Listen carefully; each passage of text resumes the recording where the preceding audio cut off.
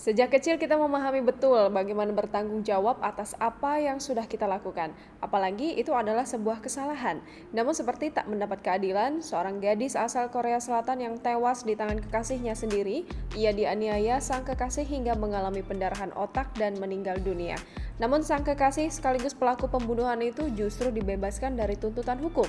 Kini publik geram dan meluapkan amarah mereka melalui berbagai komunitas online. Seorang wanita berusia 20-an meninggal setelah sempat dirawat karena koma akibat dianiaya kekasihnya di Mapogu, Seoul. Korban yang bernama Hwang Yejin, 25 tahun, dipukul secara brutal oleh sang kekasih A. Dikutip dari Alpop, Ibu Hwang menilai penganiayaan yang dilakukan A tidak bisa dikategorikan sebagai kekerasan dalam berkencan. Sekitar 1 bulan lalu, polisi menghubungi Ibu Hwang Yejin dan mengatakan putrinya mengalami kecelakaan yang mengerikan. Ibu korban sempat diminta datang ke rumah sakit namun sudah terlambat. Dokter menyatakan korban mengalami pendarahan otak parah dan tidak ada yang bisa dilakukan. Diketahui pelaku kekerasan adalah kekasih Hwang Yejin. Dalam rekaman CCTV yang dirilis, awalnya terlihat Hwang dan A bertengkar. Kemudian pelaku menyerang korban hingga korban kehilangan kesadaran. Saat korban sempat sadar, ia mencoba memasuki gedung tempat tinggalnya. Namun, pelaku justru menyeretnya keluar dari lift.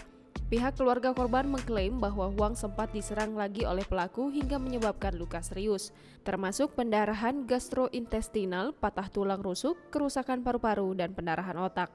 Demi pelaku menerima hukuman setimpal, keluarga korban yang awalnya meminta agar wajah Hwang disembunyikan kini berubah pikiran. Melalui beberapa pertimbangan, Ibu Hwang memutuskan mengungkapkan wajah sang putri dan rekaman CCTV yang memperlihatkan aksi pelaku. Kendati demikian, terlepas dari bukti penyerangan tersebut, pengadilan menolak surat perintah penangkapan. Pasalnya, pengadilan menilai pelaku tidak menunjukkan tanda-tanda berniat melarikan diri dari Korea Selatan. Sementara itu, Hwang yang sempat dirawat karena koma meninggal dunia pada Selasa 17 Agustus 2021.